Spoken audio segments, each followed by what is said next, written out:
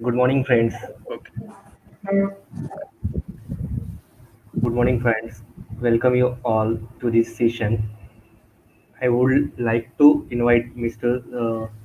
CA Samir Ladda sir, Vice Chairman of Pune ICI, to give opening remarks. Thank you, Manmat. Good morning, dear students. First of all, I would like to express my sincerest thanks on behalf of Pune branch and other co-host branches to today's speakers, say Gurram, Naga, Krishna, Praneeth, and other co-speaker faculties of for allotting their precious time for this webinar. I also give my sincere thanks to all branches, Aurangabad, Akola, Jalgaon, and Nasik, for joining with us for this wonderful series of educational to all the students. Students, due to this COVID-19, two times exams has been already postponed, and latest of that there will be no further extension due to excess exam leaves. Sometimes it may be possible to lose your study tempo. So I just appeal, keep calm and cool, don't lose patience, and use the time in best possible manner.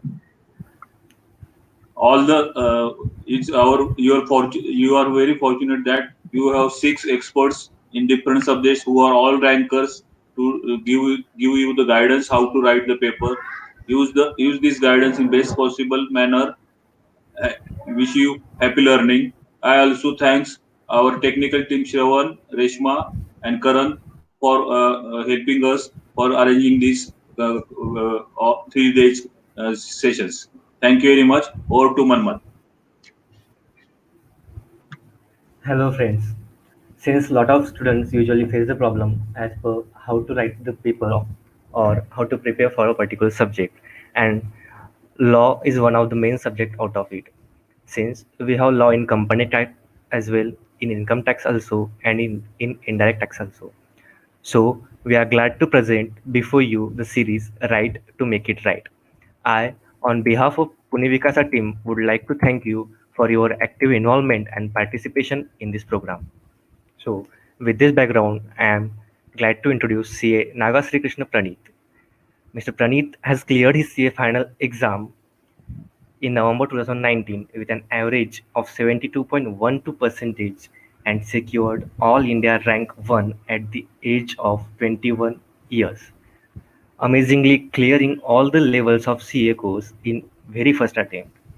Has also completed his graduation from IGNOU University. He completed his articleship from M.N. Rao and Associates in Vijayawada and earned a rich experience in varied fields. He had also attended 1 month residential general management program in month of February 2020 organized by ICAI specially for rankers from all over the country. He also got placed in ONGC Limited in special campus placements for rankers organized by ICAI. Thank you so much, sir, for you spending out your valuable time for the students of Pune and all other branches out here. And I would now like to request you to please take charge of the session. Yeah. Hello, everyone. Good morning. Thanks for the introduction, Manmat. So, as you already mentioned, I am Krishna Praneeth Gurram, qualified chartered accountant with Tier 1 under old scheme of training in November 2019. So, first things first, I would like to thank the management committee of Pune branch of ICA for taking this wonderful initiative and gathering rankers in CA final November 19 from all over the India together even during these tough times for providing some insights regarding subject-wise study plan and presentation in examinations where most of the students are lacking. Well, starting with the topic, most of the students will be equipped with same level of knowledge regarding subject knowledge. Like there will be minor differences only, but what makes a student different from others in achieving a rank or scoring high marks is how or he or she present their respective subject knowledge in the given 3 hours of examination. Like most of us, including me, will be interested in preparing for practical subjects like accounts, costing, or SFM. Like we will have interest in those kind of subjects, but we will have general tendency of doing it later or procrastinating things when it comes to theory papers. But at the time of examinations, we need to pay same level of attention for all the papers equally. So here I am to provide some inputs or throughout my experience of CA to score equally good in theory papers also, especially in the paper of law. So coming to the paper of law, with the introduction of MCQs from May 2019, our law paper is basically divided into two parts, 70 marks for theory and 30 marks for MCQs. First, I would like to discuss those crucial 30 marks regarding MCQs. And coming to the MCQs, the basic question is whether there is any requirement to read anything separate for MCQs. The answer is no. There is no requirement to study anything separately for MCQs. What you need to have is conceptual understanding of all the topics. So you need to have at least basic knowledge over all the aspects of the subject. What you need to do is, for this purpose, at least one time reading of all the concepts of subject is mandatory. So you need not to be excelled in all the areas of the subject. You need to go through at least once all the concepts of the subject. Some of the insights regarding MCQs is pay specific attention to those areas having time limits, turnover based applicability, percentages, like where numerical thing is involved, you should pay specific attention, as there are high chances of asking them for bits for 1 or 2 marks in the exam. If possible, try to make a note of them separately, like maintain a separate notebook where you should keep a note of all those limits where time limits or turnovers are involved. Like we'll have applicability, like example, we'll have applicability of internal audit. For that, we will have 3 criteria: turnover based, outstanding liability based, and other. So try to make a note of them separately in a separate notebook, so that you are making it easy for the revision day before the examination. If not possible, or if the time does not permit, there are multiple sources available in the market. You may go for them for these time limits. And after completion of preparation, like at least one time reading or first revision, for self-assessment purpose, you may go through the sample MCQs released by institute. Like there are 3 to 4 sets of sample MCQs released by the institute in the portal, or else you can go for RTPs and MTPs from May 2019, including on the RTPs and MTPs applicable to your attempt for self-assessment purpose only. You need not to refer any separate material for MCQs. You can go for these things like sample MCQs for self-assessment, RTPs, mock test papers. And coming to the examination strategy for MCQs, out of 30 marks, as you might be aware, there will be a mixture of 1 mark and 2 mark questions. You need to be very fast and accurate while attempting MCQs. The OMR sheet for marking MCQs will be provided only during the respective 3 hours only. In that OMR sheet, you need to mark a lot of things like your roll number, paper set, exam number, old syllabus or new syllabus. Like there are a lot of things to fill before you proceed to mark the answers. So you need to be very accurate and very quick while bubbling in the mark sheet. The maximum time you can allocate for MCQs is 30 to 35 minutes, not more than that. You need to keep 2.5 hours for 70 marks, and you need to attempt those 30 marks MCQs in the first 30 to 35 minutes only. And one good thing about MCQs is that there is no negative marking for us. So don't leave the MCQs blank. Try to attempt all the 30 MCQs for all the 30 marks without leaving anything. Don't try to erase the MCQs after bubbling it once. It may cause a confusion as the paper will be placed in the computer scanner. You might lose a mark there. You might not get the mark even if you corrected it later. So while bubbling itself, take care that you are bubbling the correct answer. Be accurate and perfect. One thing you should remember, you need to complete within first 30 to 35 minutes itself the MCQ paper. And for MCQs preparation, you can refer ICA Institute materials only. And coming to the major part, theory part, that is 70 marks. The majorly syllabus will be divided into 2 parts. Like one thing is company law, where Companies Act 2013 is there, and other laws. Other laws like Indian Contract Act will be there in the CA Intermediate and Foundation. And coming to the economic laws, FEMA, FERA will be there in the final. So economic laws and Companies Act 2013 paper will be divided into 2 parts, theory part. So before the start of the preparation itself, you need to be aware of the syllabus applicable for your relevant exams. For this purpose, ICAI releases applicable syllabus and legislative amendments document for every attempt. As there will be huge syllabus in law, no one, including me or anyone, can be perfect in all the aspects of the syllabus. So one thing you need to do is to carry out an ABC analysis of the syllabus. How to do that ABC analysis? Like going through the past examination papers, weightage, previous examination trends, and the time factor. You need to take all these factors into consideration and do an ABC analysis. Like everyone will start with director's module in final, but there are equally important chapters like miscellaneous topics. They will ask about the government company. There are some important chapters also apart from the directors. So what you need to do is to carry out an ABC analysis before start of your preparation itself. And most importantly, before starting the preparation, you need to decide upon the entire resource material, like study material, sample questions or practice manual, number of attempts of suggested answers, revision test papers, mock test papers that you are going to study throughout your preparation. Once it is decided, it is important to stick on to your decided resource material.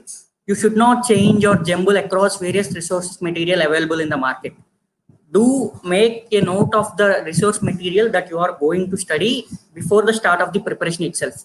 Like you may opt for 3 revision test papers, 3 mock test papers, 4 or 5 attempts of suggested answers, and questions for practice, study material applicable to your attempt. So you need to separate those things aside and you need to study from those only. You need not to change separate material during the preparation phase. Once you have decided, you need to stick on to this material only. And after deciding the material and doing the ABC analysis, majority of the students face the problem of memory. So as law is a huge syllabus, we cannot reproduce the entire thing in the examination. The simple technique for that is you need to prepare a short notes. Like you need to prepare the short notes at the time of first reading itself. It is highly suggested so that you are making it easy for yourself for further revisions and for especially for day before the examinations. Short notes does not mean reproduce the entire thing whatever there is in the study material again in the short notes. You should make a note of keywords or key sentences in the provisions of the act or in the provisions of the question.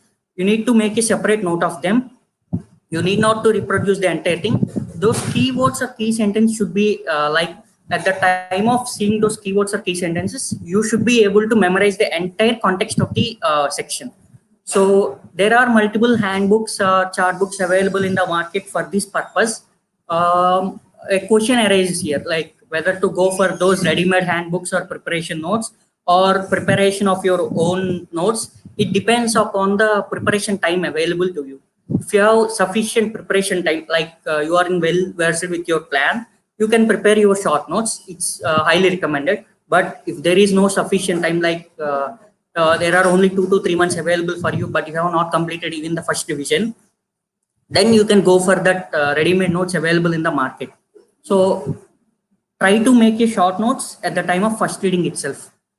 For entire chapters, like the most important chapters, you should definitely make a short notes. It will be most helpful at the time of day before the examination and at the time of second or third revision. Like by seeing the notes itself, you will be able to memorize entire thing which you have studied earlier. And as law is subject where there will be constant amendments in the law, so you need to be well aware of those amendments which are relevant for your examinations. The most important point is that the amendments which are relevant for your examinations only you should take care of. There is no need to take care of all the amendments which are being released in the economy. You need to go through only those elements which are applicable to your attempt. So for this purpose, you need to choose the relevant material applicable to your examinations carefully before start of your preparation itself. So once you start the preparation and there is a revision material, you need to quickly change over to that latest material. You should not stick on to the old material as you are already going through. Once the latest material is released, you should quickly change over to that material and For amendments specific to your attempts, as there are high chances of asking in the examinations, reading the amendments provided in the RTP relevant to your attempt is mandatory. RTP provides a great source for providing amendments which are applicable to your attempt. For this, you may check the institute website frequently to ensure whether any corrigendum to the study material or any updated material has been uploaded in the institute website. Whenever there is update in the material or corrigendum to study material, kindly download it and go through it, as there are huge chances for asking amendments in the examination. And final phase of the preparation, it is important to do writing practice. Most of us will be having subject knowledge equally, but when it comes to presenting the same in the exam paper, everyone has their own style of presenting it in the exam. So it is very difficult if you are not being preparing and presenting in a logical manner. So after completion of your first reading itself, try to allocate at least half an hour, that is 30 minutes a day, for doing writing practice, especially for theory subjects like law and auditing. You need to write a lot, practice a lot before attempting the final examination itself. So you should at least go for 2 mock exams released by ICA. Before 2 or 1 month before the examination, they will release the mock test papers. So mandatorily, each and everyone who are willing to score high in these kind of papers should definitely attempt the mock exams. And the main important point to be noted here is attending the mock exams will not be self-sufficient. It is important to carry out self-evaluation by comparing your answer sheet with the suggested answer provided in the institute website. By self-evaluation, what you will get to know is that the areas which you are lacking, like where your knowledge skills are lacking, presentation skills are lacking, time management ability is lacking. So you will get to an idea where you are lacking when it comes to presentation. You are very good at memorizing and reading, but when it comes to presentation, it is entirely a different game. For that purpose, you need to definitely practice half an hour each day after completion of your first reading. And 1 month before the examination, you should at least attempt twice mock tests, so that you will get an idea about time management and presentation skills. And on the day of examination, like examination will start from 2 p.m. So on the day of examination morning, if you are having sufficient time and comfortable enough, you may go through the summary of examiner comments in the institute website on previous papers. So, I mean, you will get to know where students are generally making mistakes in the law paper. So, by reading those examiner comments on the institute website, you won't repeat those kind of mistakes again in your paper. So, at the time of my examinations in November 2019, I used to read the previous examiner comments on the day of examination, so that to get an idea where general students are making mistakes. So, these are some kind of insights during the study plan. First thing is that categorization of entire syllabus, your entire syllabus into ABC components, and deciding upon the study material that you are going to study. Like you may go for any other book, or you may go for institute material. It depends upon your choice, but please do stick on to your material itself. Don't jumble across the materials during your preparation. So first thing is deciding upon the material, RTPs, MTPs, and study material you are going to study.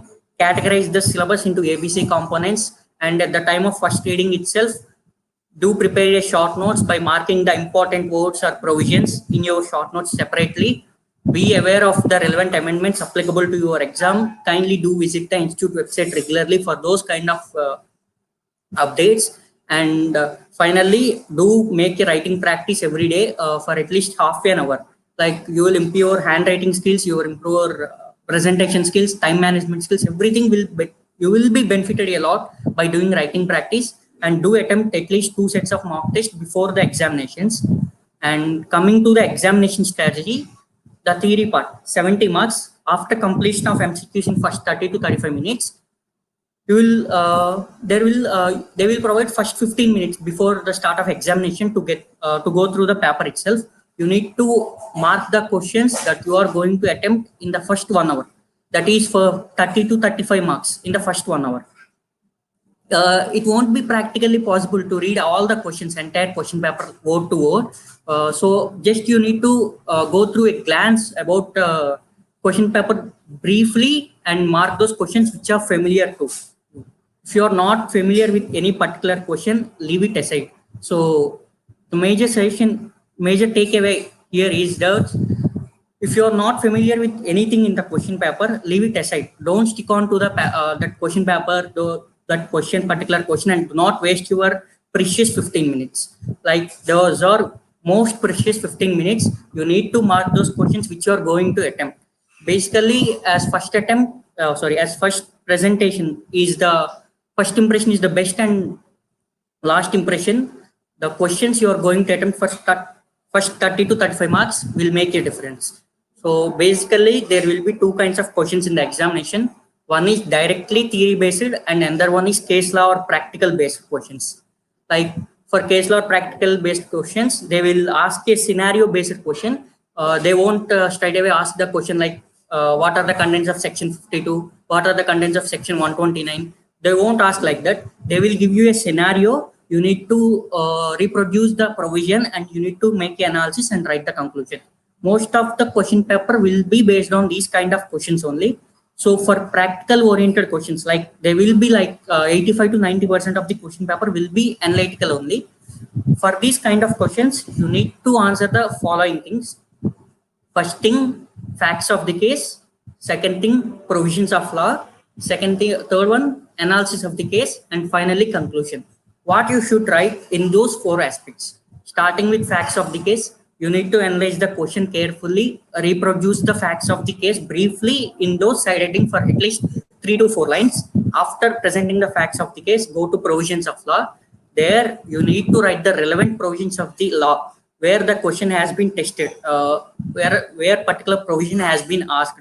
You need to reproduce the provision of the act in these area, provisions of the case, and after provisions of law, analysis of the case. You need to write the analysis of the case in point wise in a well logical manner, and after doing your analysis, you need to write conclusion in 1 or 2 lines without any ambiguity. You need to clearly sure about the conclusion, and you need to write in 1 or 2 lines only.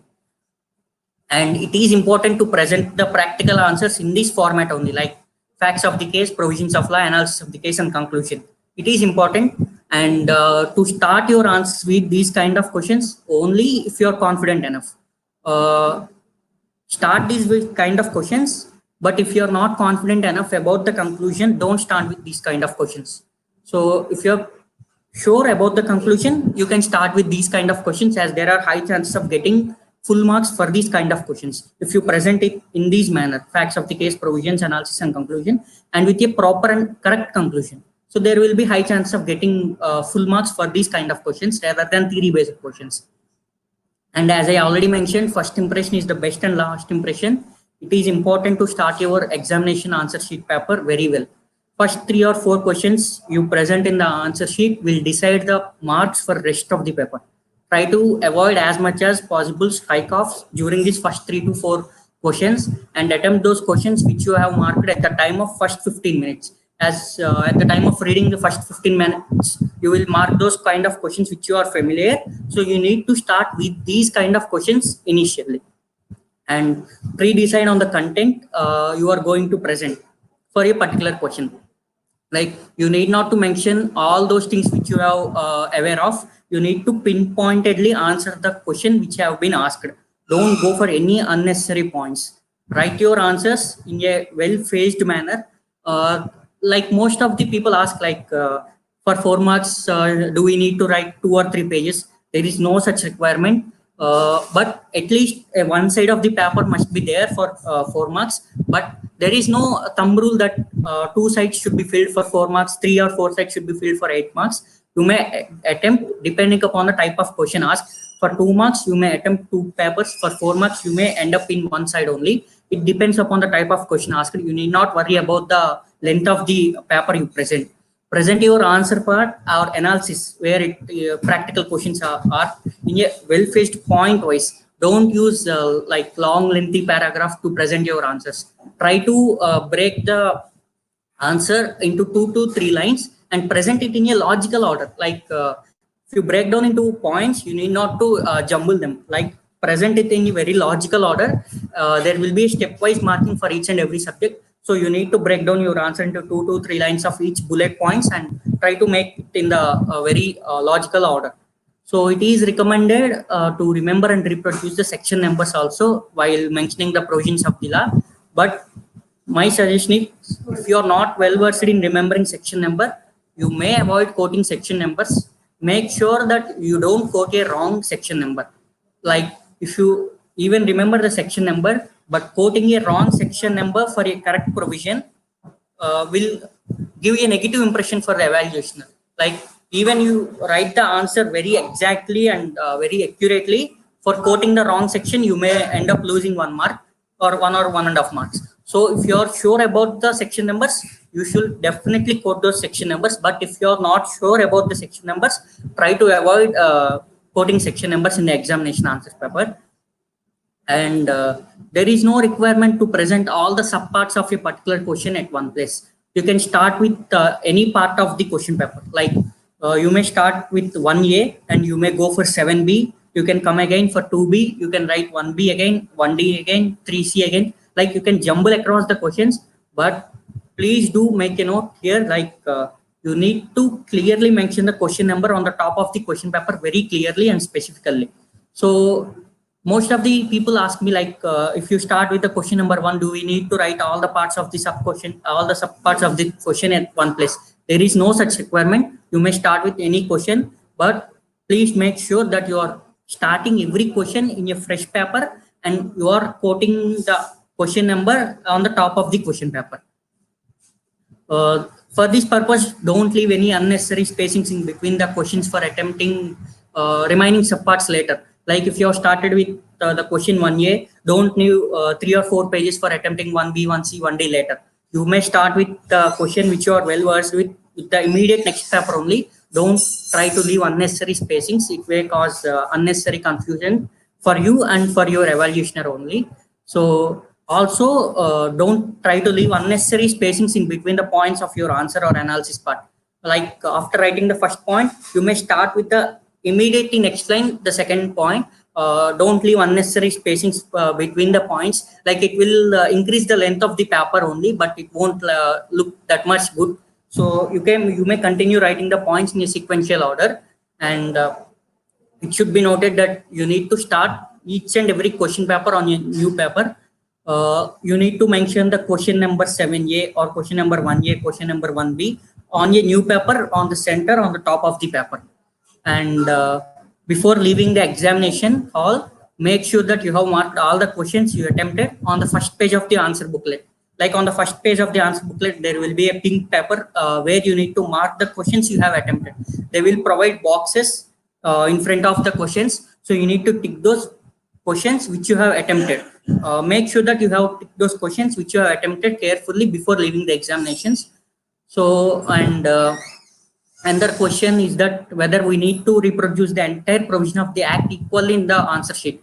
No, there is no such requirement to reproduce the entire things or provisions of the act in the answer sheet. You may use your own professional language while providing the analysis part, but it should be noted that you should use the keywords from the provision which you have highlighted while preparing your short notes. Like at the time of reading or first reading or revision, you may mark those keywords or provisions. So you may highlight those them. So at the time of exams, you may quote those or reproduce those keywords only. And for rest of the things, you may use your own professional language. So you need to communicate your answer in a well-phased manner. Don't try to create unnecessary confusion for the evaluationer. And most importantly, try to highlight the keywords which you have reproduced or key provisions of the where it is the crux of the question paper. Like quoting the section number or quoting the words from the section exactly from the act. Try to highlight those. So it will create an impression that you are well versed with the act. So there are chances of getting full marks for those kind of questions. So try to highlight the keywords of your answer by underlining them with pen or pencil, whatever available at the time. And so last but never the least, you should try to attempt the complete question paper. Never leave the examination center without attempting 100 marks. Even you might not be aware of the 100 marks completely, like 70 marks completely. You may be well aware of the 50 to 60 marks, but there will be like 10 to 12 marks where you won't be aware of those kind of questions, or you haven't studied it earlier. So even those kind of questions, if you don't know the topic in the question paper, try to attempt them with your basic knowledge and using relevant subject in the last half an hour, in the last phase of the paper only. Don't try to attempt them at the middle of the paper or start of the paper. Those kind of questions, you need to mark them separately and try to attempt in the last 30 to 35 minutes of the paper only. So these are the some kind of basic insights, like preparation strategy or presentation skills for law, which will help you in getting with the basic knowledge and basic presentation. Everyone might get around 40 to 45 marks in theory subjects, but what makes the difference in getting a rank or getting highest marks is you need to score around 60 to 70 marks, or 70 plus, to get the highest marks or to get the aggregate in the final or IPCC or foundation, whatever the course may be. So if you want to get those aggregate without any problem and with utmost confidence, you need to follow these kind of techniques. So I will give you a summary of the techniques while attempting the examination strategy. So use your first 15 minutes very carefully. Try to mark those questions which you are very confident enough to write them in the first phase of the paper itself. In choosing those kind of questions, try to highlight those questions where practical analysis is there. You need to write a conclusion, provision, analysis. So try to mark those kind of questions. And if you are not confident enough about the conclusion, try to avoid this kind of questions. So use your first 15 minutes very carefully, place it very crucial role, and try to attempt the case law based practical questions. And first impression is the best and last impression. You need to answer your first 30 to 35 marks very carefully and very neatly in a well phased manner, and pre-decide on the content that you are going to write. Present your answer or analysis part in a point, well-phased point manner, not providing in long paragraphs of 10 to 15 lines. Try to break down into 2 to 3 lines of each point, and it is recommended to quote the section numbers. It is recommended to quote the provisions of the act. But if you are not well versed with the section numbers, don't try to reproduce. You may end up quoting a wrong section number for a correct provision you wrote. So it is not basically required to remember all those sections. Try to remember only those important sections which were repeatedly being asked in the questions. There is no requirement to present all the subparts of a question at one place. You may break down into parts of your convenience. Don't leave any unnecessary spacings between the questions of your answer sheet and in between the points of the answer. You need to start each and every question in a separate and new paper. Try to write the question number of the question and in the center and top of the question paper. Before leaving the exam, make sure that you mark those which you have attempted on the first page of the answer booklet. There is no need to reproduce entire provision of the act. You may use your own language, but try to reproduce those keywords which you have already marked in your short notes, and try to highlight keywords of the answer by underlining in the last 10 to 15 minutes. You need not to spare any time separately for this. You may keep last 5 to 10 minutes for underlining these things with a pencil or black pen. And you should attempt 100 marks in any case. Even if you don't know any particular question, try to answer them with your basic understanding and knowledge. So these are the some inputs or techniques which you need to keep in your mind at the time of your preparation or at the time of your paper presentation, to be aware of the examination environment and to score some high marks, like around 60 to 70 marks or more than that. For getting best marks in these theory kind of subjects, you need to keep in mind all these kind of points. So these are the some inputs that I would like to share with all the aspirants who are going to attempt their examinations. So I will be available 24/7. You may reach me at any time for any doubts or clarifications. So all the very best for your upcoming examinations. So stay safe and stay healthy. Prepare well for your examinations. Don't waste your time. So law will be very difficult if you go through the previous 3 to 4 attempts. The examination pattern is it's been really hard for the aspirants who are going to attempt. Law is one of the toughest paper in the group. The way of asking the questions is like they are testing your in-depth knowledge. So kindly go through the each and every concept with conceptual understanding. Don't try to mug up the provisions or sections. Prepare well, stay safe and stay healthy. So thanks for this wonderful initiative and providing me a platform for sharing my experience. So over to Manmat. Thank you so much, sir.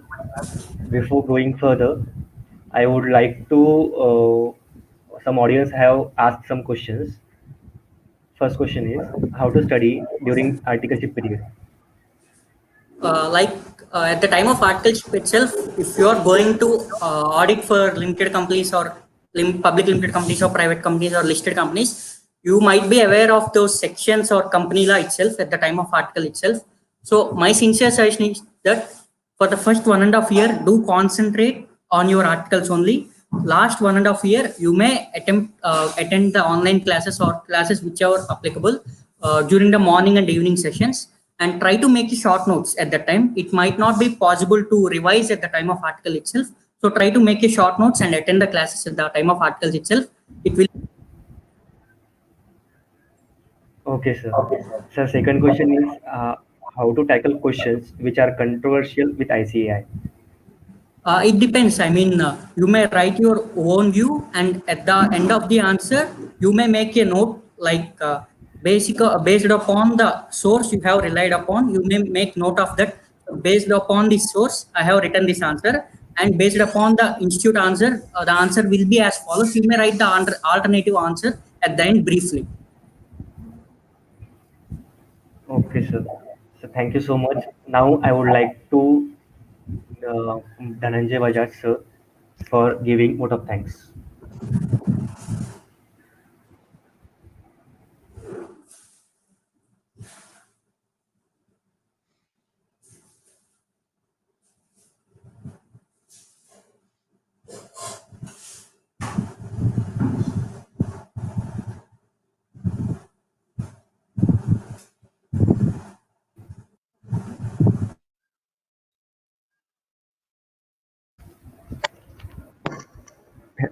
Hello, Dhananjay, sir.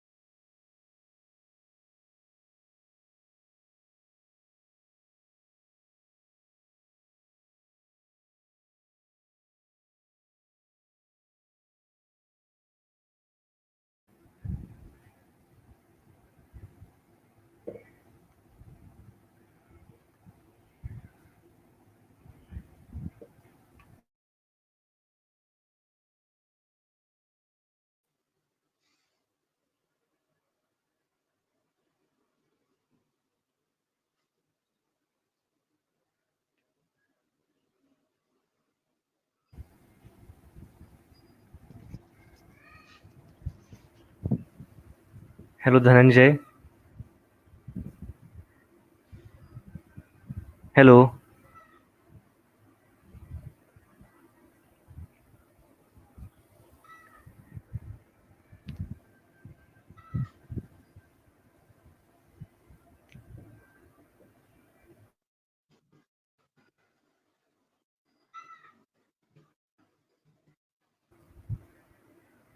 I think sir, Dhananjay is not audible to us. Hello, Dhananjay. Okay. I would like to invite Mr. Shravan Ladda to give vote of thanks.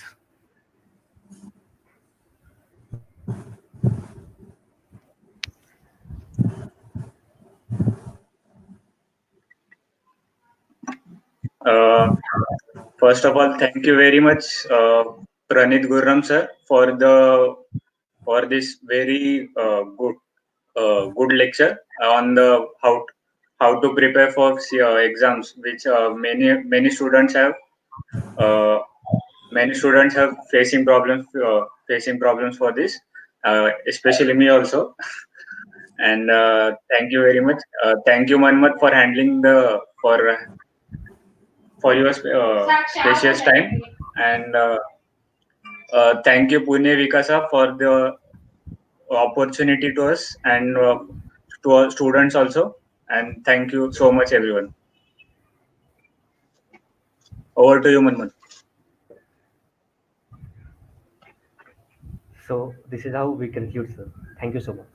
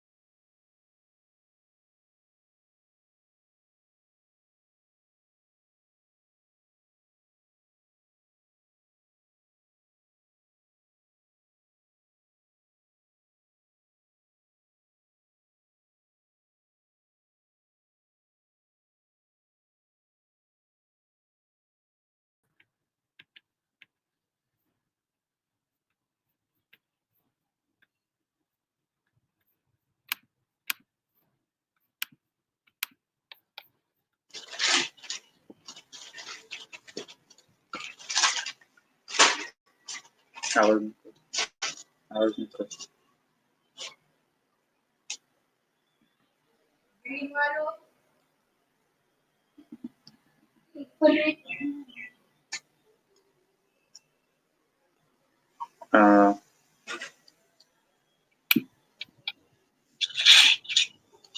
uh, welcome you CA Keyur Dedia sir and CA Dhawal Chopda sir for the session. I would like CA KD invite CA KD Keyur Dedia sir for the welcome greetings.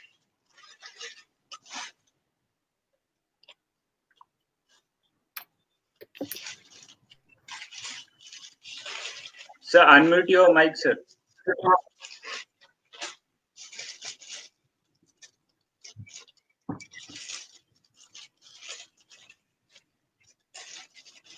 So we can't hear you.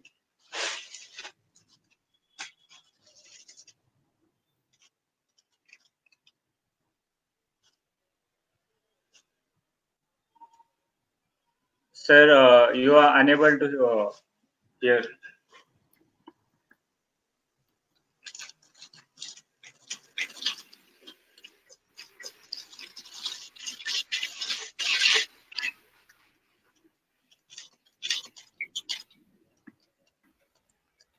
Sir, unmute your mic. We can't hear you.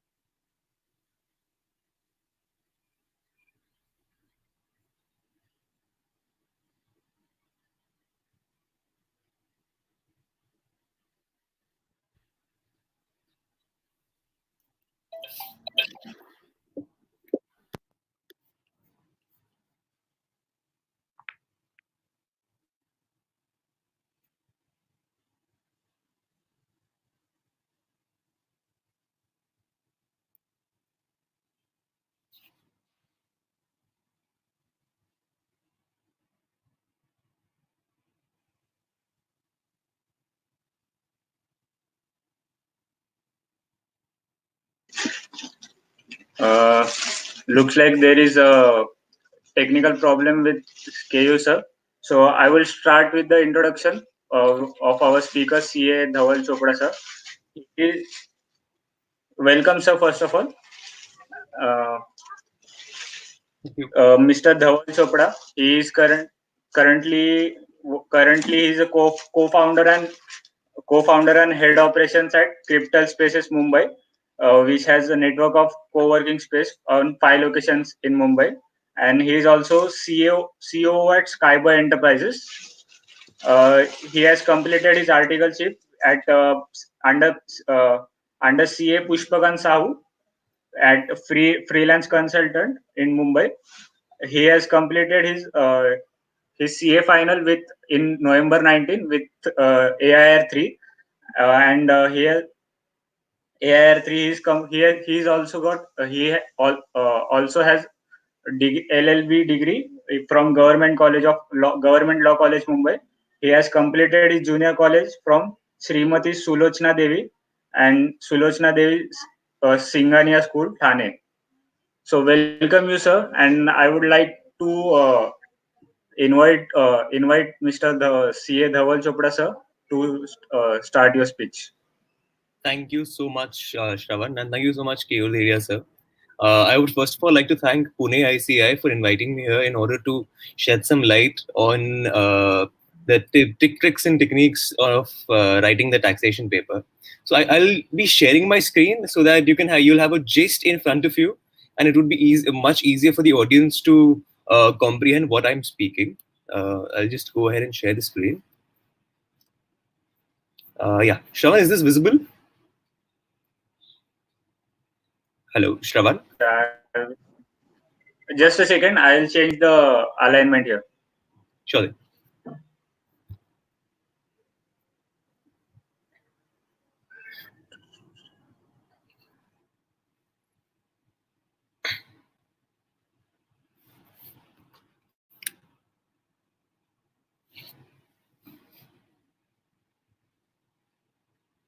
Kindly bear with us for 2 minutes, guys.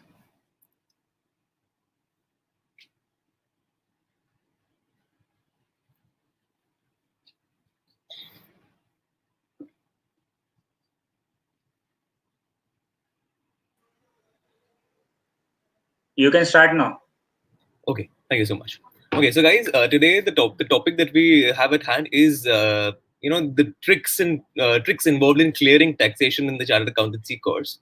And I would like to thank Pune branch of Vikasa ICI and the other branches of Vikasa ICI that have jointly conducted this series of seminars to help you, all of you guys, in clearing these subjects and securing higher marks and probably a rank.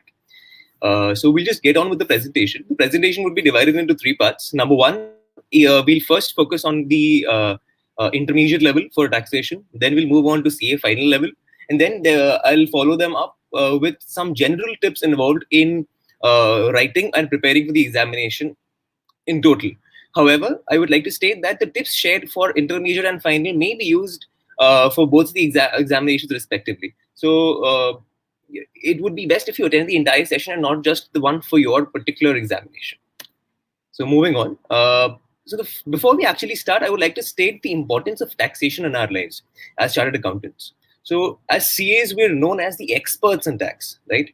And it would only be fair if we would know the ins and outs of taxation. And our education at the time of the intermediate and the final level affords us the opportunity to learn the utmost intricacies of tax in order to justify the tag of experts that adorns our certificates.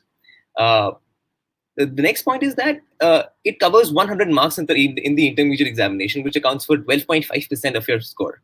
And in the final examinations, it's 25% of the total marks that you get, which is 200 marks out of the 800 marks paper that we write. Further, the understanding of tax is extremely important for you to understand the economy in a more wholesome perspective, to understand the markets, and to understand the effects that tax has on all the aforementioned things. The next point is that it's one of the most important sources of revenue for us. A chartered accountant who gets into a tax practice, he's somebody who is able to maintain a stable livelihood in his life. Lastly, one of the most important things is that a chartered accountant can represent his client only up to the level of ITAC. And if the CA takes up a law degree, he's able to practice in the High Court and the Supreme Court. And it must be noted that there is a great paucity of tax practitioners in our country, of expert tax practitioners in our country, because chartered accountants are very well suited to actually be much better tax practitioners than and in much greater number than we have. And it must also be stated that for a tax practitioner, it's that much easier to be elevated and become a judge in the High Court or the Supreme Court. To quote you examples, I would say that Justice Bhuyan, Justice Sanklecha, these are esteemed honorable judges of the Bombay High Court who have been elevated partly for their expertise in tax. So this is why taxation forms a very important part in our education in itself, right? Moving on, we go to the first part, which is taxation paper number 4 in CA Intermediate. This paper is much like math. You're either very good at it or you may find it to be very tough, right? The weightage here is 100 marks, of course, with a 70-30 weightage, 70 marks for the subjective paper and 30 marks for the MCQ paper. Here, the distribution is such that around half the paper would be related to direct tax and the other half goes to indirect tax. And under direct tax, the most important chapters that all of you must definitely study and not skip are the computation of tax, income from salary, income from house property, PGBP, which is profits and gains from business and professions, capital gains and deductions. These are the most important chapters. And for indirect tax, the most important chapters are exemptions and computation. Yeah. With respect to the books that you must refer when it comes to when it comes to taxation for intermediate exams, the most important book I would always say is the module. And back then, when I gave my IPCC examination, we also had practice manuals, which actually formed the crux of my study. But today, you do not have a practice manual. So it's very important that you also refer any question bank that you can get your hand on. And the best question bank that is available, that the institute itself provides, are the revision test papers. And it's extremely important to refer to at least 4 of the previous revision test papers, so that you get a rough idea as to the kinds of questions that are asked and the kinds of answers that are expected out of you in this particular examination. Thirdly, it's also extremely important that you either have short notes that are actually made by you, which would be the best case scenario. However, if you are not that good probably at preparing short notes, it's all right to pick up short notes that are available all across the internet, right? It's a subjective choice that you'll consciously have to make, and I would definitely recommend that you make your own short notes. When it comes to authors, there are various authors that are very good for taxation. I'm not particularly aware as to the authors that are available at the intermediate level, because back then I did not refer to any. Back then I referred only to the institute and the practice manual. I would not name an author which I personally have not used yet, right? So these are the books that you should actually refer to. When it comes to paper practice, again, since it's actually like math, it's very important that you actually do vehement writing practice. And I would suggest that you solve at least the last 4 mock test papers. Of course, keeping in mind that taxation morphs itself very frequently. It's one of the most volatile subjects that we have, with amendments coming in every month per se, most of them being applicable for your examination. So keeping those amendments in mind, you must write the mock test papers. It's extremely important, and the institute usually has 2 sets of papers for every attempt. I think the last time we only had 1 set of mock test papers, but yeah, usually we do have 2 sets of papers. So at least 4 papers, if you can get the time to write those 4 papers, or if not, if you can get the time to peruse those 4 papers, if you can go through the papers instead of writing, it would be of great help to you. As I move on to the importance of writing, this point takes its most importance. Moving on, when you study leave stats, you probably have around 4 months in hand, and the study for taxation, as I had studied it, was divided into 4 tranches, if I may say. Wherein the first time that I studied taxation, we finished it in 10 days. The second time that you actually study tax, it should ideally take you not more than 6 days. The third time, it's very important that you try to finish it off in 1.5 day, or at the very best 2 days. Nothing more than that, because the third time that you actually study the subject is what you're actually preparing for the judgment day, the day when you're actually going to write the exam. And it's like a trial, a dress rehearsal, or so we may call.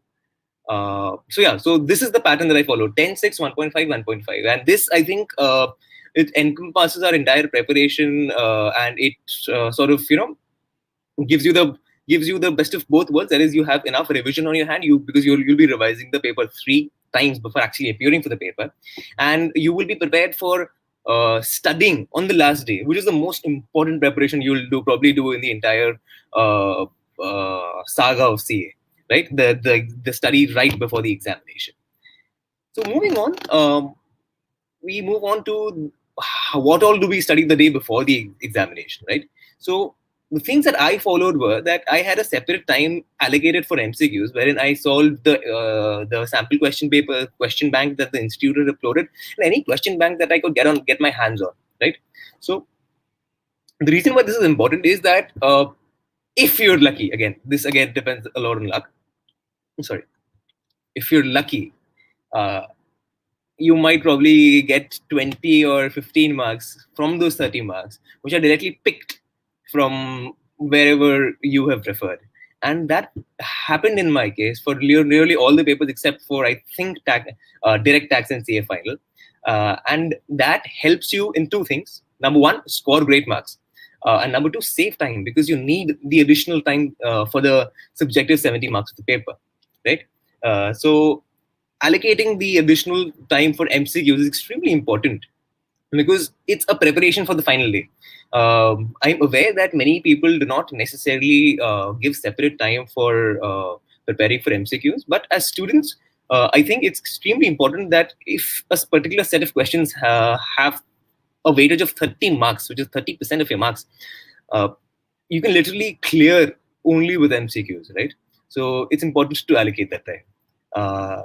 Second is that any sums, any computation sums, income, salary sums, PGPP sums, exemption sums that we have in the taxation paper, you should double mark the sums which are extremely important, which you particularly find tough when you study for the paper for the first time, that during the 10 days that you have. And these double marked sums are the ones you will actually study the day before the examination. And it would, if you try and study the entire syllabus the day before, it would create a mess and things would probably go out of hand. So it's important that you limit the amount you study and you finish off the studying during the 10 and 6 days that you previously have during the first and second revision that you do. Right. After that, it's important that you read summaries. Now, summaries may be in form of the short notes that you have prepared, or the short notes that you've probably picked up from the internet and done some modifications, or they may actually be just limited paragraphs that you've marked in the module or the book that you're referring to. So these summaries, which is the most important provisions that you have to remember, and if possible, certain section numbers. For instance, the definition of the definition of tax, the charging section, the charging section for various heads of incomes, etc. So remembering certain sections gives a good impression, leaves a good impression on the examiner. And as I always say, the motto of writing any paper for taxation is MELA, make the examiner's life easy. And if you make the examiner's life easy, they'll probably make your life easier 2 months down the line when the results are announced. After that, it's very important to go through the RTPs and MTPs. Of course, not the entire RTP and MTP, but the ones that you've marked are important. Again, because you have to make sure that you do a selective study on the last day of the examination. Finally, we reach the judgment day. The judgment day being the day you're writing the paper. The entire saga lasts for around 3 hours and 15 minutes, wherein for the first 15 minutes, you're not particularly allowed to write, and you're only allowed to read and go through the question paper. And the 3 hours when you're actually writing the paper, right? In these 3 hours, 15 minutes, the most important time is the first 15 minutes that you have. Because it's here that your mental conditioning is stabilized. It's here that you actually realize the flow of the question paper. It's here that you choose, which is the most important choice you'll probably make with respect to the subject. It's here that you choose the questions that you're going to attempt. And I'll go on to how do you actually choose the question that you'll attempt. But yeah, this is the most crucial time, and you must make sure that you do not lose focus here, right?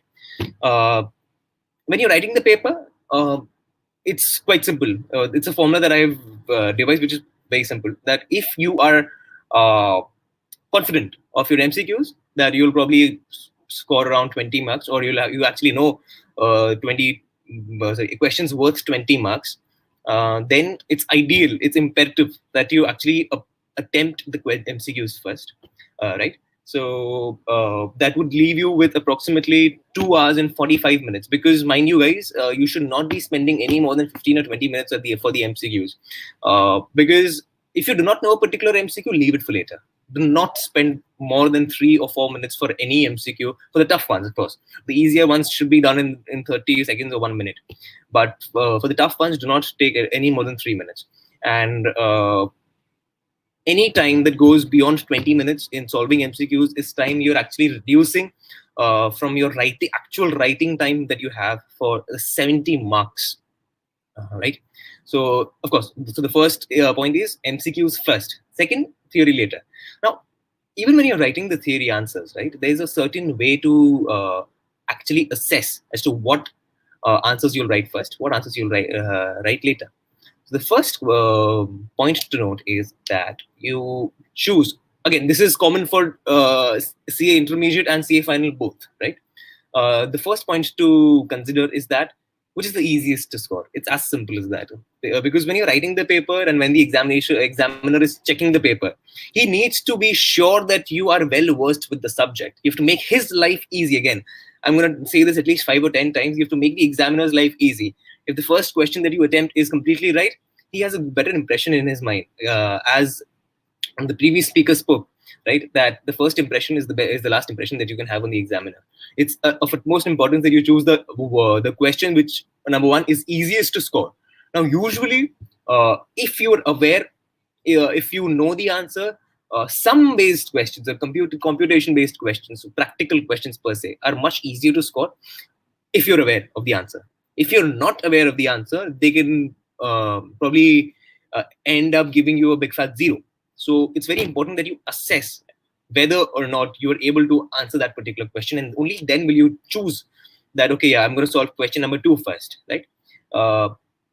So many people say that it's okay to, like, write question 2A first, 3B next. The thing that I followed was, again, to make the examiner's life easy, because he has to write the marks for question number 2 in one particular place, and it would be a hassle for him to actually go and look out where question number 2A and 2B and 2C are. So it's best if you put them all in one place. It just makes his life easier and it keeps him in a better mood. And if the examiner is in a good mood, you pass. If he's in a very good mood, you probably get above a 60. So you have to make sure that he's in the best of moods while actually checking your paper, and so make his life easy, please. Yeah, so where's that? So yeah, so you write the question in one particular place, right? The next thing is that if you have the time, if you're a particularly fast writer, I would suggest that you underline. You underline the important section numbers, you underline the important answers in your question. And then, this is a trick again, guys, because then this is where you're inviting the examiner's attention. And if there are places wherein you're not particularly sure, then you invite the attention at another place in the same answer, of course. So what happens is the examiner checks the part that you've underlined, assesses you on that behalf. And if you've been wrong or if you've been sort of vague in another place, you sort of save yourself, because the examiner is checking that and he does not necessarily have a lot of time on hand to, read each and every word. So he may look for answers. He's a scavenger.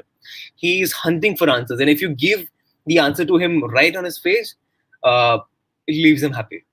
The next is that it's much easier to score in short questions.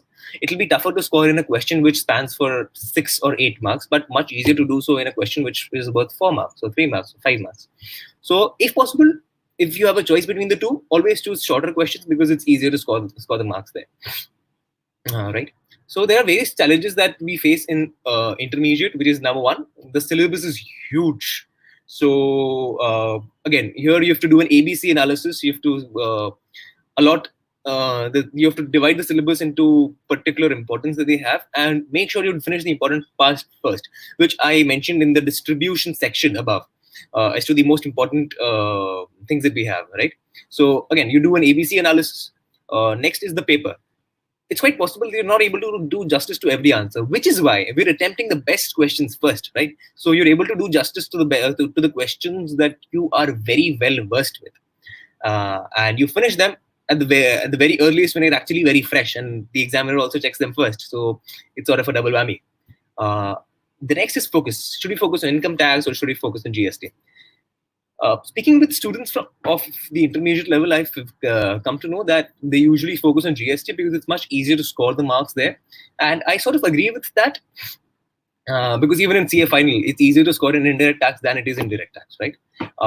So yeah, you can definitely focus much more on GST, but that does not mean that you ignore income tax or direct tax altogether, because that would literally mean that the institute will invite you again to write the answer in the next attempt. So you can focus on GST, but at the same time, you should not be compromising your preparation for income tax. So it effectively means that you improve your performance in GST much better, but at the same time, you make sure that you score average marks in income tax as well. This is again for people who have who have very less time to prepare and who are constrained by their limits. So this is only for them. But for the others, it's imperative that you focus on both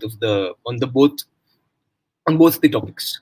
Next is notes. Unable to decide what notes are to be written. So tax is a subject, guys, wherein it's very important to write notes, because these notes are what makes the examiner realize that you've actually understood the provision, right? Whether or not a particular expense is allowed or disallowed.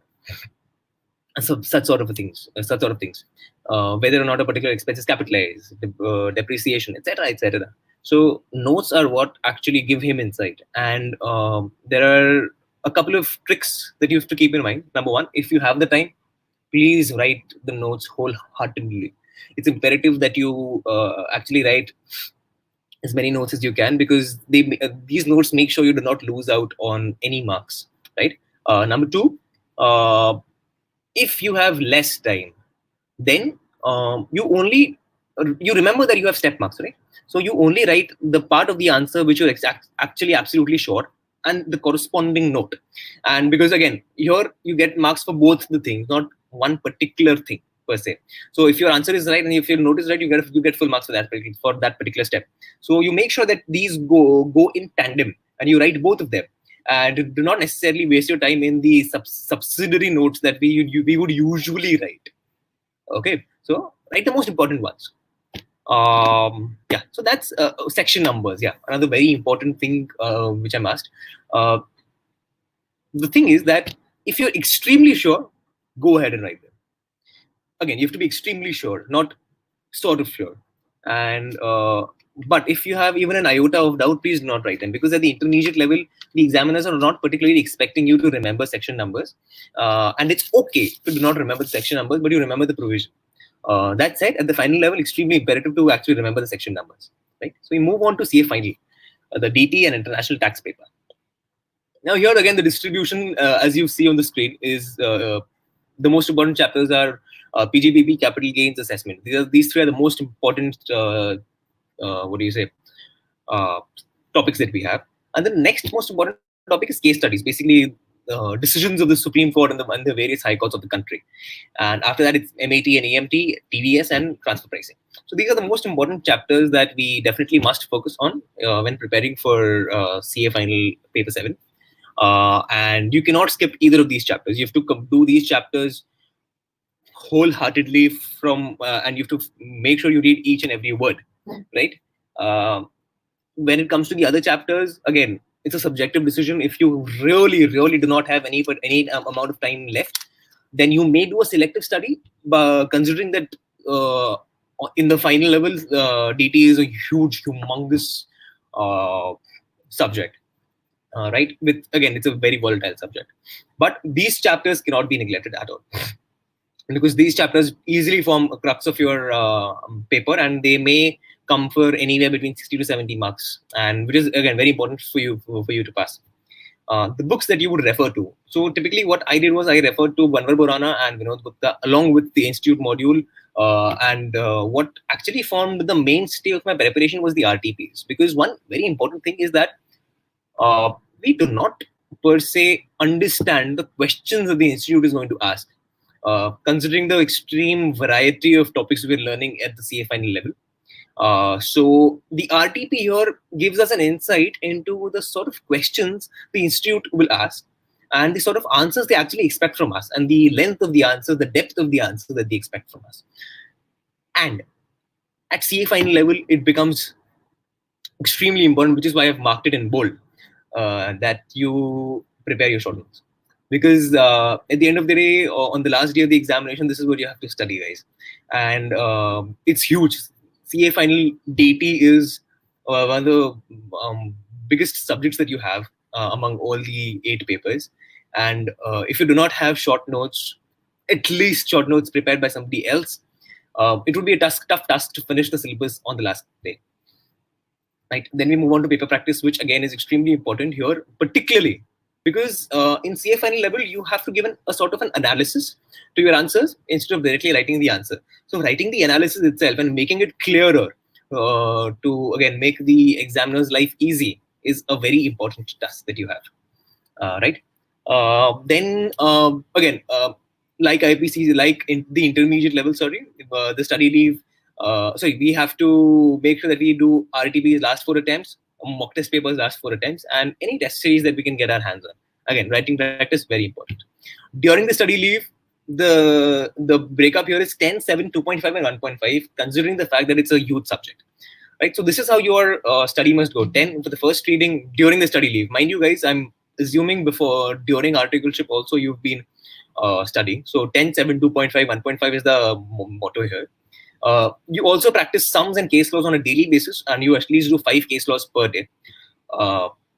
Again, you also mark the most important case laws, basically the most recent Supreme Court decisions and the most recent High Court decisions. And again, the other Supreme Court decisions, which are again at the top of the line, which are the most important decisions in taxation in our country.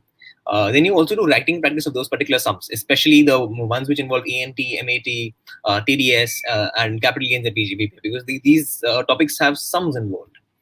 So yeah, and you also do study the amendments, because the amendments are going again. If your luck runs out, they will form a crucial part of your paper. If you're lucky, they may probably ask you little or no amendments. So, but again, they can form part of the computation kind of questions that we have. So yeah, and the day before the examination, similar to what the strategy followed for IPCC, it's important that you do the MCQs. Again, I've already stressed it enough that you need to actually dedicate time, because it counts for 30 marks of your paper. You need to do the sums which you've doubly marked. You only need to do the important provisions and summaries. It's so huge, you cannot finish everything in a day. We have to understand that, and we have to make sure we allocate things that we're going to study on the last day. This preparation begins 4 months before the examination. 4 months before the examination, you're going to write what I'm going to study on the last day. It's extremely important, because otherwise it becomes a tough task to actually, sort of categorize as to what you're going to study, what you're going to leave out on the last day. And on the judgment day, again, MCQs first. Again, the same thing that we followed in intermediate. MCQs first. Again, you have to choose the subjective answers which are the easiest to score, which you have a good grasp over, the section numbers of which you remember, because in final they actually expect you to write the section numbers, and if you're not particularly sure, skip it, because if you write a wrong section number, the entire question may end up getting a big fat 0. So that. Third consideration is the length of the answer. Shorter answers first, lengthier answers at last, because by writing the shorter answers, you're actually putting those marks into your briefcase, and without actually dedicating much time. So that is again a very important consideration, that you choose answers based on the length of the answer and the time that you will probably take to answer that particular question. Yeah, that's about it, I think. Yeah, one more very important thing here is that the answer for case law type based questions should be in a format, like facts of the case, provisions, analysis, and conclusion. 4 steps: facts, provision, analysis, conclusion. And you make sure that you write these answers in points and small paragraphs. Do not write big fat paragraphs, because the examiner does not necessarily have the time, patience, or energy to actually go through a big paragraphs. He'll be hunting for answers. Again, he's a scavenger. He hunts for your answers. Similar challenges that we face here, except that the portion is too huge. So again, ABC analysis. Make sure you write the best answer first. The focus should be on at least 70 marks according to the distribution. So you either choose PGBP assessment. Again, the PGBP and assessment, these are the 2 most important parts of your preparation, so do not skip any of them. Probably penalties are something that you may, if you have a weak memory, you may skip penalties only for the last day. Mind you, this does not mean that you skip it altogether in your preparation, but only for the last day. Because understanding that not everybody can read everything on the last day. So this is again for people who have a paucity of time, who do not have sufficient time on their hands, right? Before that, you have to study everything. Sorry. Uh, Notes, again, the same thing as IPCC. If you're short, if you have the time, please write as many notes as possible. They what fetch you marks. If you're not sure, if you probably have less time, do a selective writing of notes, but make sure you write the most important notes, because that's what get you marks. Section numbers, again, very sure, please write. Not sure, please do not write. Paper 8, right? Very simple, very similar to CA final, except this is not that exhaustive. It's the syllabus is much smaller than direct tax, right? The most important chapters are place of supply, time of supply, value of supply, exemption, ITC. Again, these from the crux of GST, and if you know these, you know GST in and out, including another chapter, charge of GST. Apart from this, customs comes from around 12 to 16 marks. The weightage was much higher before, but the weightage now is around 12 to 16 marks. And FTP, right, for which comes around 4 to 6 marks, nothing more. The module is one of the best books that I've come across for IDT. It's very beautifully made. It's very beautifully written. And Dr. Yogendra Bankar has written a very good compiler for indirect tax. Again, it's these two books are something that I refer, and I would suggest everybody to refer to both of them. Again, you do not need anything else per se apart from our usual formula, RTPs, MTPs for the last 4 attempts. Here the study leave, here the preparation during the study leave would be 10, 6, 2.5, and 1.5. The 2.5 is there so that you actually write a paper during the 2.5 days and dedicate 3 hours to that. Apart from that, you definitely need writing practice for the sums in IDT. It's a new topic. We're not particularly well versed with GST, so you need to make sure that you actually write the sums involved, and you do the amendments, because there are many amendments in GST, because it's a new law. It's something that is still evolving, and the country itself is actually in a process of adopting GST. So you actually need to study the amendments. The day before, same as CA final, do the MCQs, do the doubly marked sums, the important provision summaries, RTPs, and MTP. It's as simple as that. The judgment day. Now here, it's very important that in analysis questions, you make a nexus between the point which is given in the question and the answer that you want to write. Right. In my first test series, I remember that I was not particularly exhaustive. I didn't make a clear nexus, which I didn't link my question with my answer very clearly, and which is why I lost out on marks. I made sure that I did not commit the same error while writing the final paper. And it again, you have to explain your answer. You have to explain to the examiner as to how you got the answer. Smaller paragraphs, but better explanation. You have to remember that, put it in your head, that you need to write that content to enable the examiner to give you the marks. Because without an explanation as to how you reach the answer, the examiner would not be impressed. The examiner would probably give you 25 or 30% of the marks, but nothing more. If you want to score the 50, 60, or 70% of the marks of that particular question, you have to explain the answer when it comes to analysis. Right? For instance, they'll ask you the place of supply, time of supply, or value of supply. So you need to explain those particular answers crisply, of course. Again, same thing. Underline the format of answer, notes, the same, suggestion that was applicable for DT is applicable for IDT. Here, we do not particularly face any challenges with respect to the volume of the syllabus, because it's not that vast.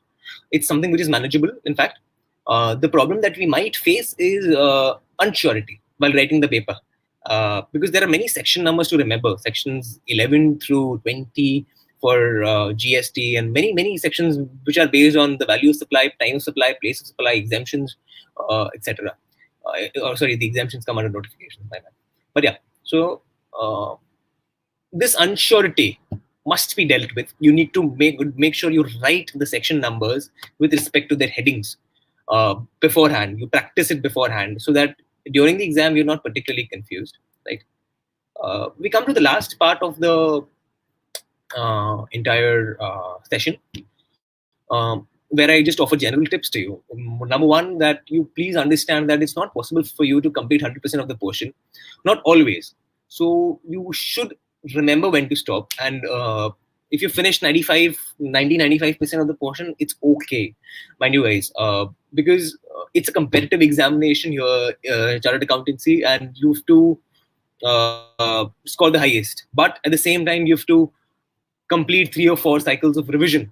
And if you just keep on doing the portion the very first time, you would not get sufficient time to actually get ahead with your revision. And that if you do not revise, those concepts are not that strong in your mind. Our mind works in a way that it remembers things very well. If you go back to them again and again, those nerve endings, they become stronger in our minds. And which is why revision becomes the most important thing. In fact, I do not remember things where I read the first time, and it becomes much clearer that the moment I read them for the second time. So that's point number one. Second, writing practice is much more important than you think. Many people just ignore writing practice. They figure that, okay, like चलता है यार, मतलब कर लेंगे बाद में कर लेंगे, no कोई ना. But it's important that you do it.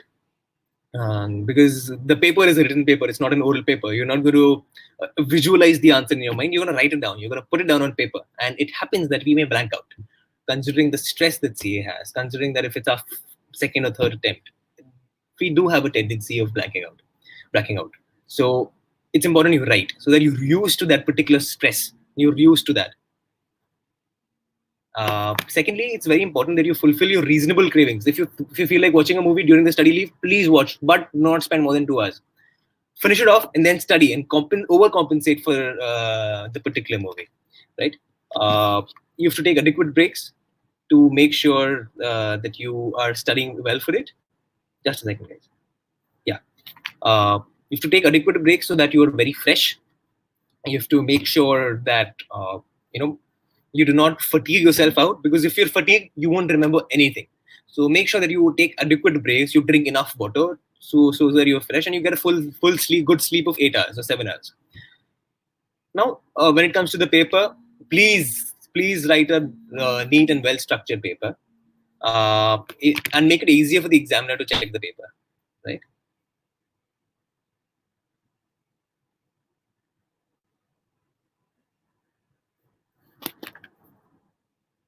Hello.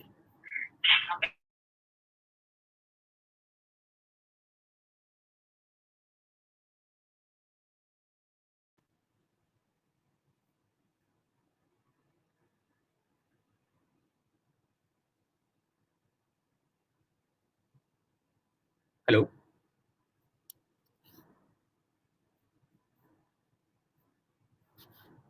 Am I audible?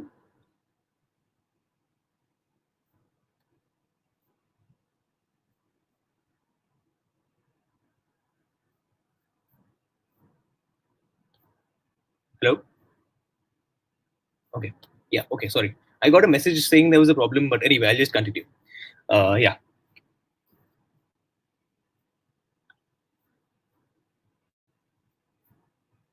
Sorry for the issue. So yeah, please make sure that you write the paper in a neat and well structured manner. The examiner would be really pissed if you present a very shoddy paper. If you do not have sufficient lines that you've left, please leave one line after every paragraph. It just makes it look neater. Do not leave excessively large space, because it's a problem for the examiner. But a neat and well structured paper is that much easier for him to correct. So, and as I say, make the examiner's life easy, please. Then you make sure you complete your MCQs within 15 minutes, because that would afford you 2 hours 45 minutes to write the 70 marks, and that would make sure that you're able to do justice to every answer. It just increases the possibility of scoring much higher.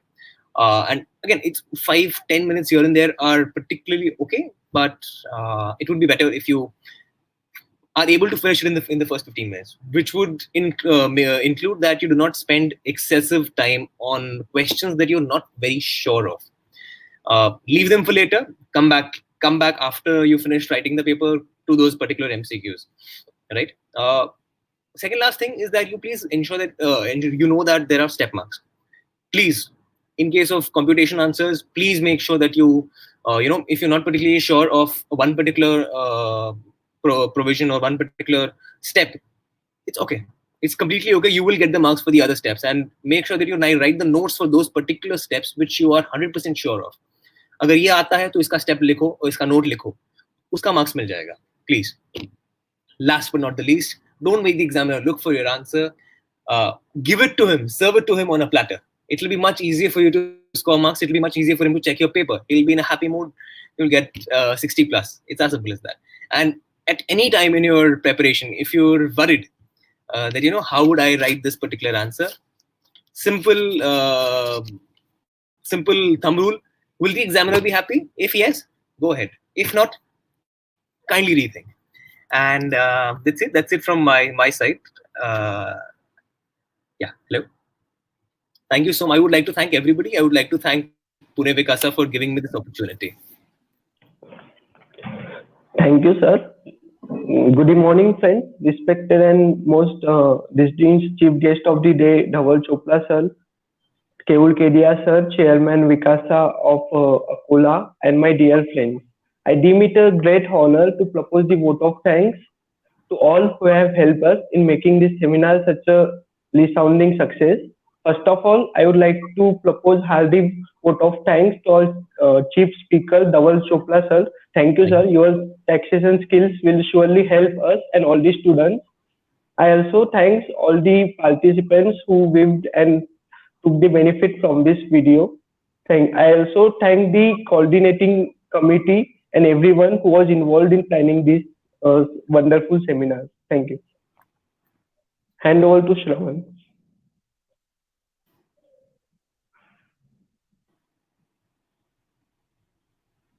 Shravan, you're on mute.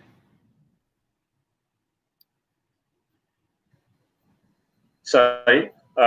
Thank you, everyone. Thank you, Sanidhya. And thank you for your coordinations. And I declare that seminar is over. Thank you so much.